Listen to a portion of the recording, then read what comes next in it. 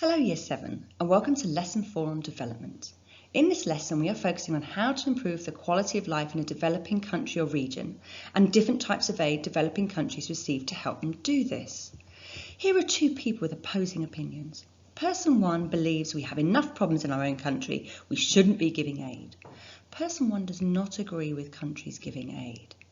Person 2 believes everyone is equal, we should help them. We would expect the same if we were in need. We are better off than many. So person 2 does believe in giving aid. Consider, who do you agree with most and why do you agree with them? Press pause now to answer this question.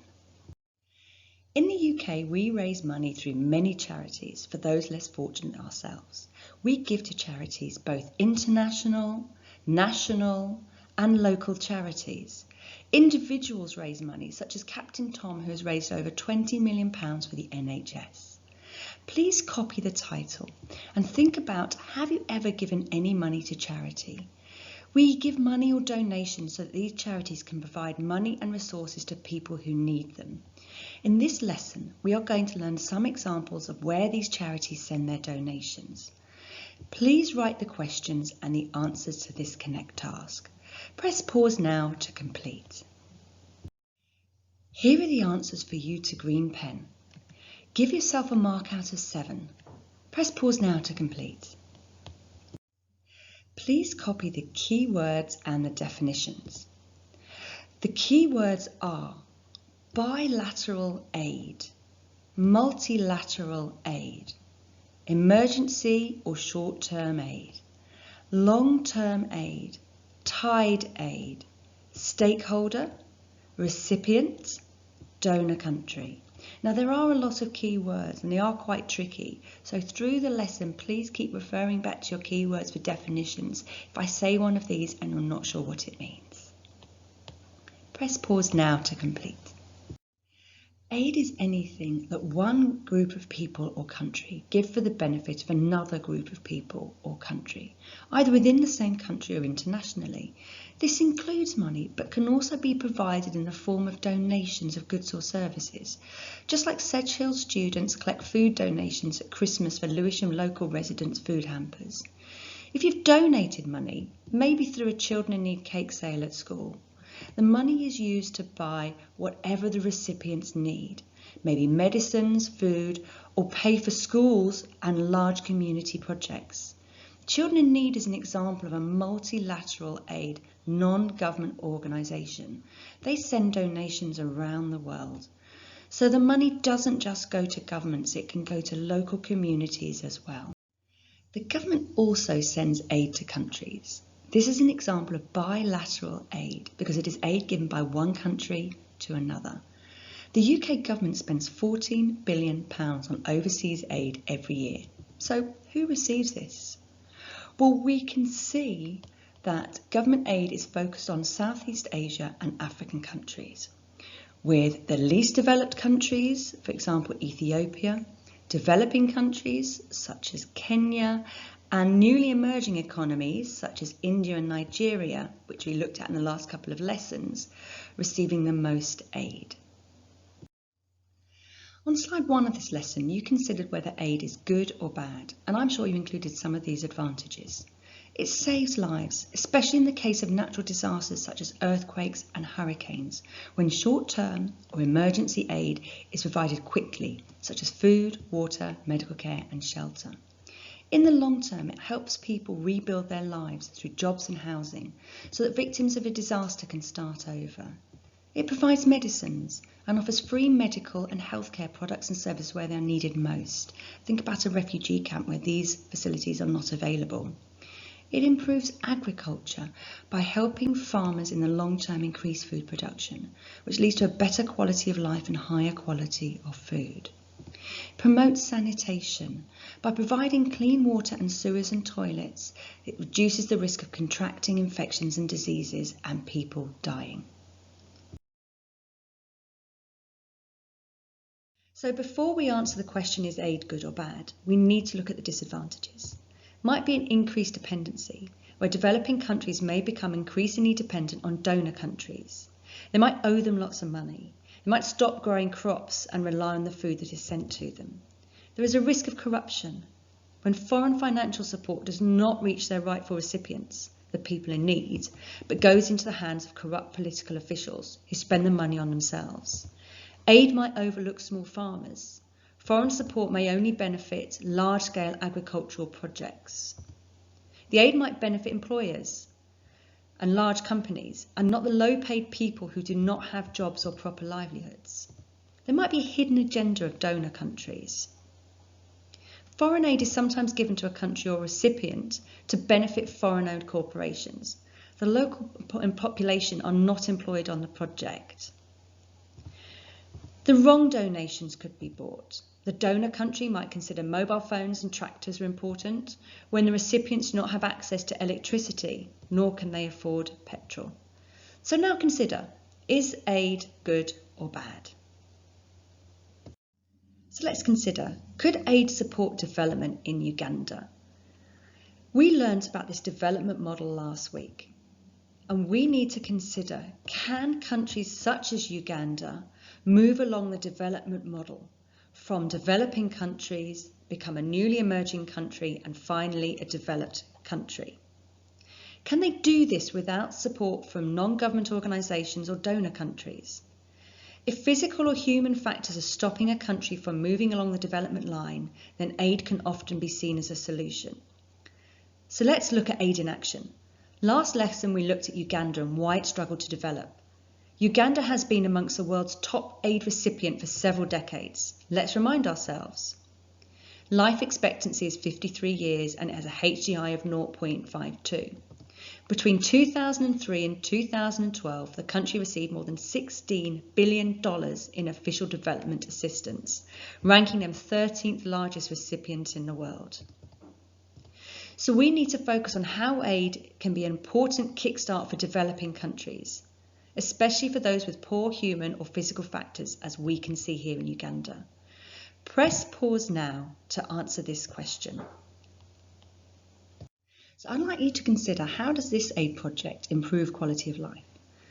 On January the 12th, 2010, a magnitude 7.0 earthquake struck Haiti in the Caribbean. It was a disaster, and Haiti is a developing country. 250,000 lives were lost, and 300,000 people were injured, and about 1.5 million individuals lost their homes. So how does this aid project improve quality of life?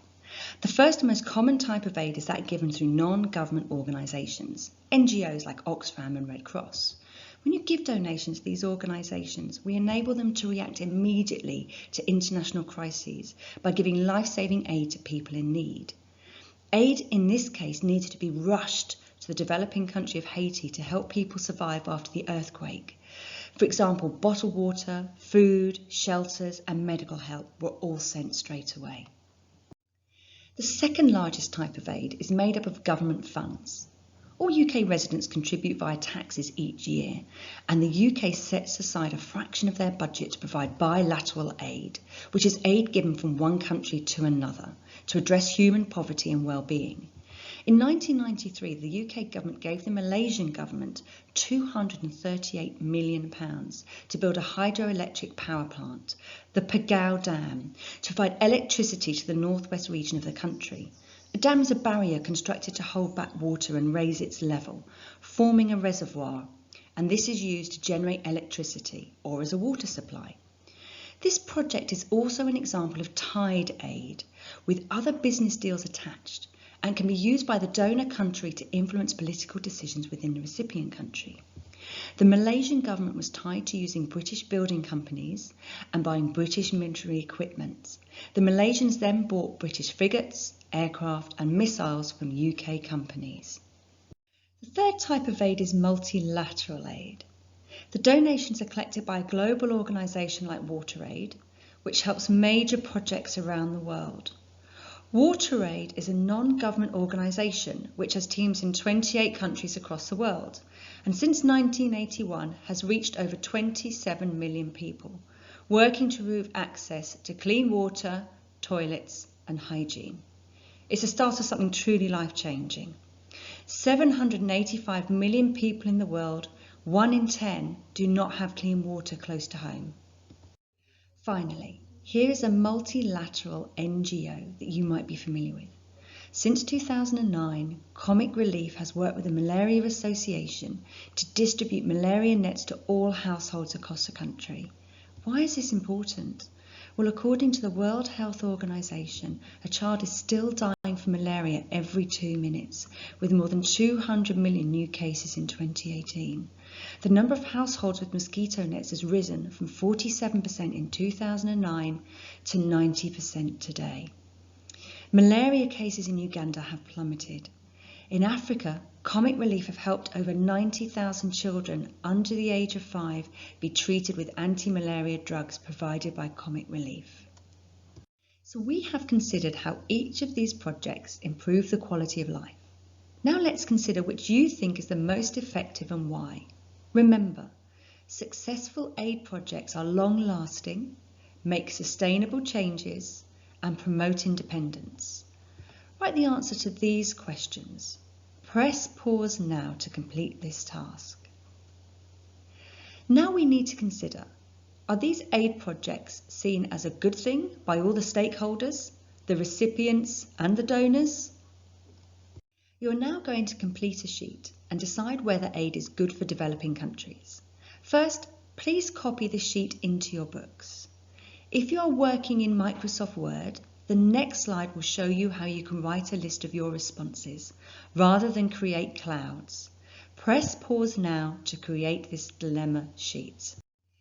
If you are working in MS Word, please type a list like this one above.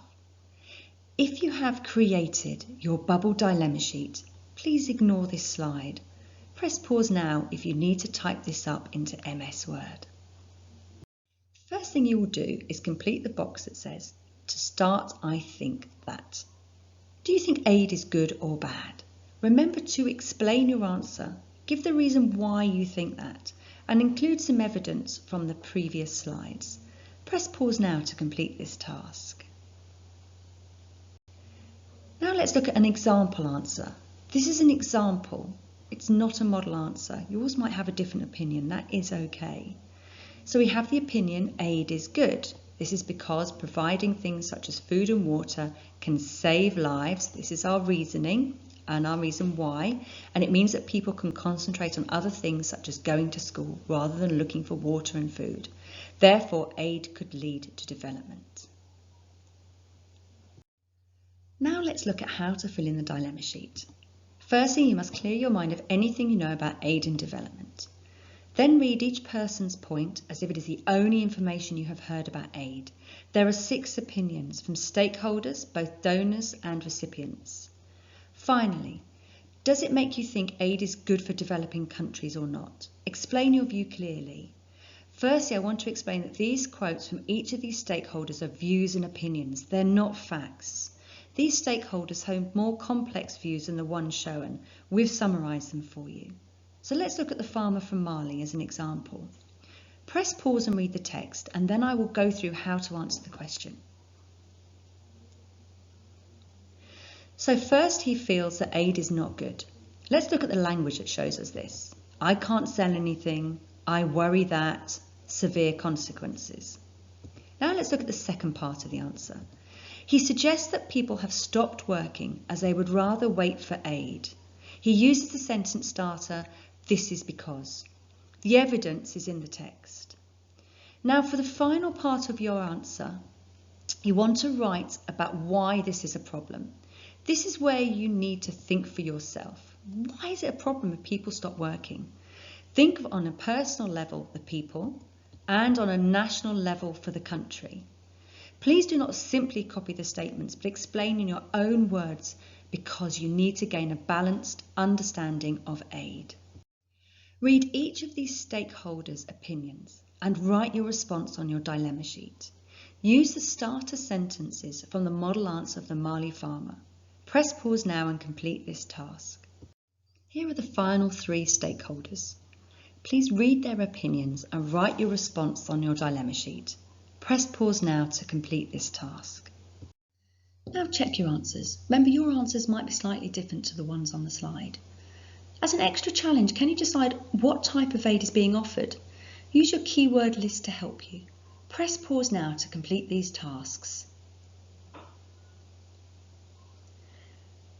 Now let's see if you've got the answers right to what type of aid each of these stakeholders is talking about. The Mali farmer is talking about multilateral aid, continual aid coming from charities and non-government organisations. The Malaysian government received bilateral aid from the UK government, and it was a tied aid. They had to use UK building companies and also buy UK military equipment. The Christian donor is talking about multilateral aid that the farmers received in being trained. And the charity worker is also talking about multilateral aid that the local farmers received. The resident in Jamaica is talking about short-term aid received directly after a natural disaster, and maybe also long-term aid where houses are rebuilt by non-government organisations and governments. In Bangladesh, the recipient of aid is talking about multilateral aid organised by non-government organisations.